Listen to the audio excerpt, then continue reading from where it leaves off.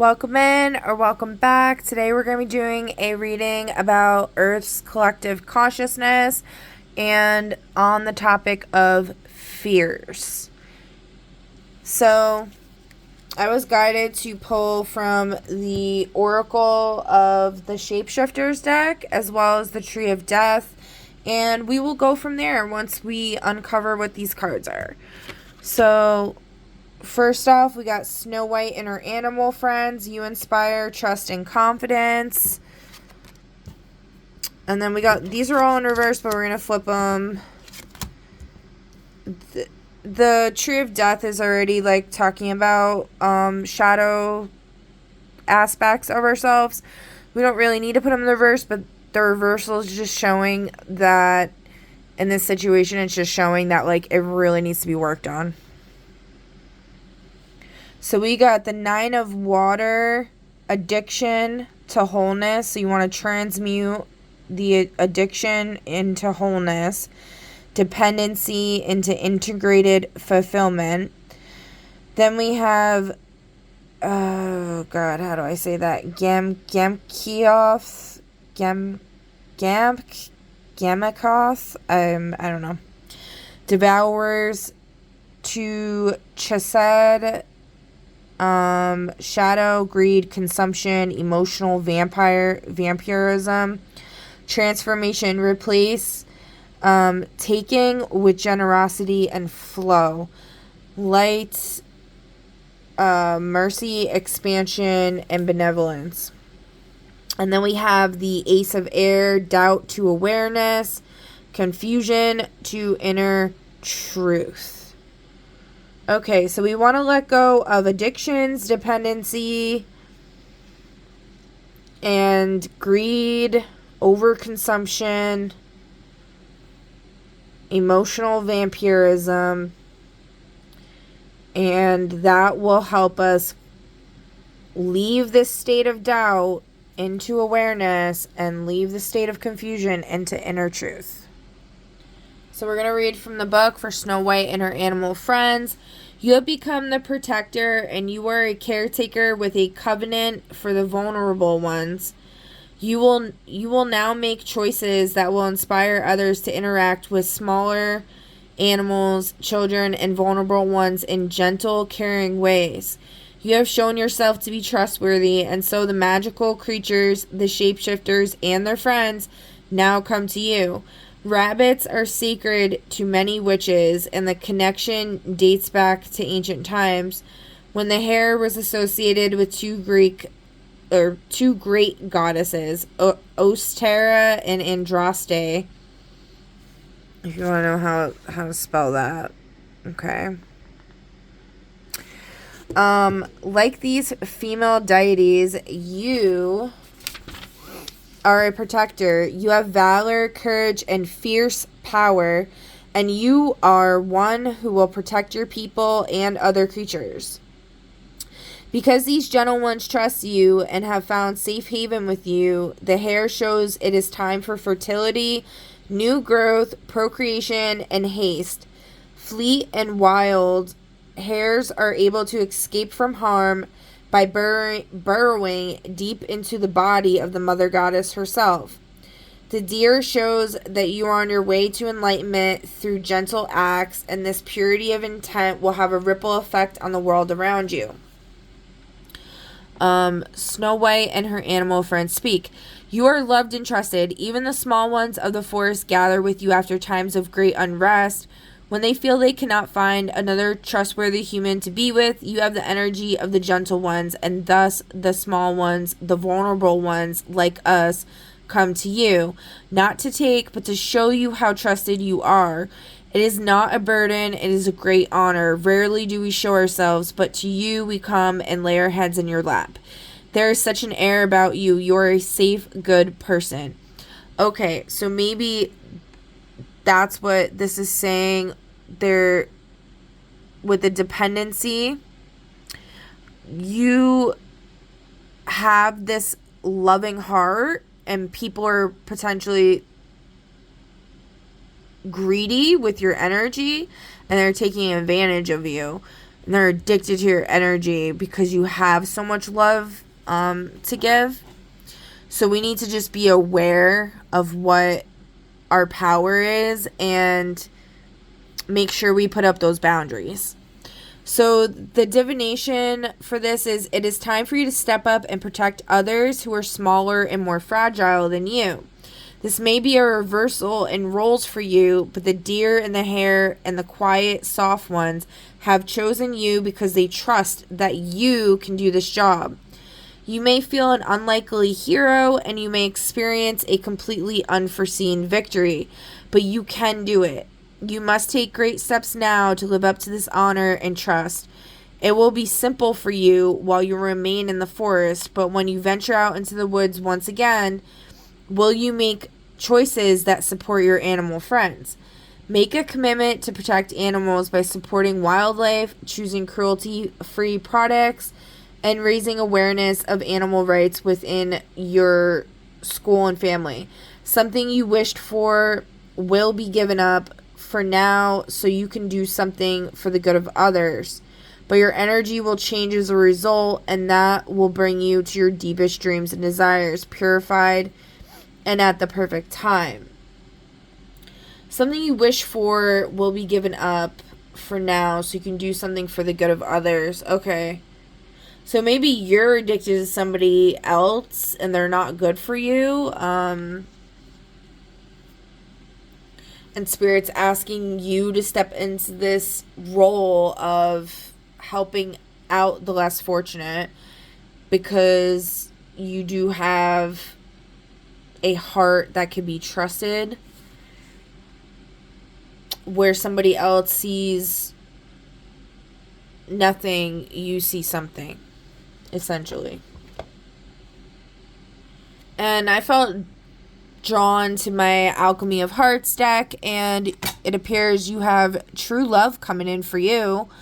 It was in the upright, so a love that feels both ancient and brand new. A healthy, profound, mutual, chosen connection. If it was in the reverse, it'd be idealization if forced or chased. So that is definitely something to look forward to if we follow the guidance of Spirit and do not fall into any traps. Let's roll some dice for a little more clarification. Oh. Okay, Jesus. Oh, so speaking on... Okay, is that gonna stay? Oh my god. So we got houses falling. We got my haunted house falling. We got the what's it about cards falling. There's a lot of chaotic energy going on here. Let's see. So we got... Alright, so South Node in Pisces in the 11th house. You likely excelled in a past life at empathy, or this is what comes naturally to you in this life, is empathy, spirituality, artistic expression, or being a healer / martyr in groups, potentially losing personal boundaries in dreams and ideals. Remember, we were talking about boundaries.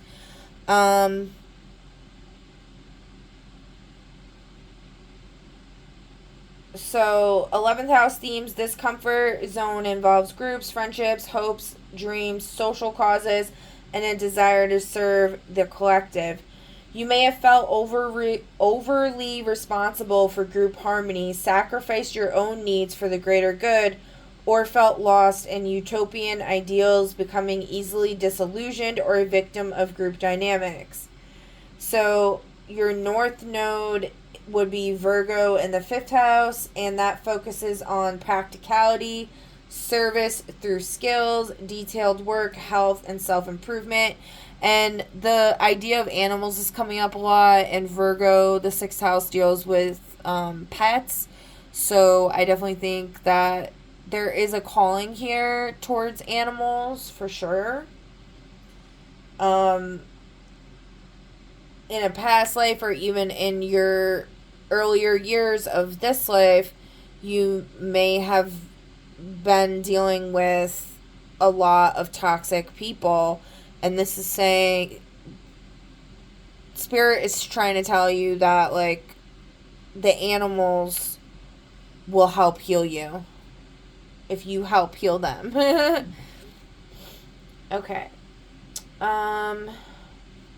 You're learning, let's see, you're learning to ground your Piscean idealism into tangible objects, fifth house, using analytical Virgo skills to create, not just dream, finding joy in practical application and personal hobbies rather than solely communal efforts. Yeah. Because that's where a lot of addiction stuff comes into play, because, like, not grounding things into physicality, like creating things and just getting, like, that quick buzz, that quick dopamine hit, not taking the time to actually, like, put your heart and soul into something, and then that giving you pleasure, that's where you're gonna come into the problem. So we want to try not to do that. So to close this off with, I pulled a couple tarot, and basically there is a fear here, because I wanted to touch more on the fear. There is a fear in the collective consciousness about who to trust after dealing with so many shady people. And Spirit is saying that you will be able to recognize sound counsel when it denotes the ability to translate ideas into action, to use psychic powers to advantage, skill, diplomacy, and exuding self-confidence. So when someone comes into your life and they express this capacity, desire, ability to actually create stuff instead of those, like, short dopamine hits going on, they're looking for the long term. They're looking to draw up plans with you to build a city of light. They're looking to draw up a plan to remodel your house so that it becomes self-sustainable part of a self-sustainable eco village, something like that. So, like, that's how you'll know if it's this seducer trying to get this quick hit of dopamine in, or if it's this creator that's actually trying to bring ideas into fruition. Okay? For a lot of you, this seducer energy is going to come in the form of someone between their 20s and 30s. They're going to have brown and wavy hair. Their eye color is going to be blue, green, or hazel. And they're going to have a very, like, romantic and expressive look about them. For the magician energy, that's going to be someone you could trust. You're a confidant, so to speak. They're going to be in their 20s and 30s. They're going to have a very masculine and expressive way that they present themselves in their gender. Their hair color is going to be dark brown or black and very well kept. Their eyes are going to be brown or hazel. And their overall look is going to be sharp, alert, and charismatic. So just some little quick tips so that you can recognize this person better. And actually, to even take it a step further, let's see, this Knight of Cups energy, Spirit, can you just give us a character archetype that collective can look out for this seducer energy so that they can pinpoint it much easier? The cynic with a hidden heart appears jaded or sarcastic, but eventually reveals deep-seated passion or kindness. If they appear jaded or sarcastic, you don't want to be waiting around for them to eventually reveal the deep-seated passion or kindness. That's like a pick me. I was thinking pick me. I was thinking fix me, but it's pick me. Instead of pick me, a fix me. I don't know what I'm saying. Okay. So this character archetype could be a good thing, okay? But like I've run into this kind of person so many times, and it's not worth it, okay? To have to deal with that. Wait till they come out of that crap, and then they're showing the kindness and the passion, all right? You don't need a cynic. We don't got time for that. We got to build our cities of light. Like, we don't got time for that crap, all right? Now, what is a character archetype we can look for in the magician? Okay, I had a long day. Magician spirit. The loyal retainer. Unwaveringly dedicated to another character, they provide support, often at great personal risk or sacrifice. Okay, so, but this is like kind of what we were talking about the whole time, like not to give too much of yourself, like to put up those boundaries. So if this person comes into your life and you do recognize them, make sure you keep this into consideration so that you're not doing the same thing that all these other people have been doing to you, to this person. Okay? Don't be sucking them dry or letting them suck themselves dry. Alright? Make sure everyone's cup is full, and y'all will create wonderful, beautiful things together. And I think that's where we're going to close this reading out. If you guys enjoyed this reading, if it resonated for you at all, any thoughts, please leave your comments down below. I'd love to hear what you guys have to say. And I'll catch you in the next one. Bye.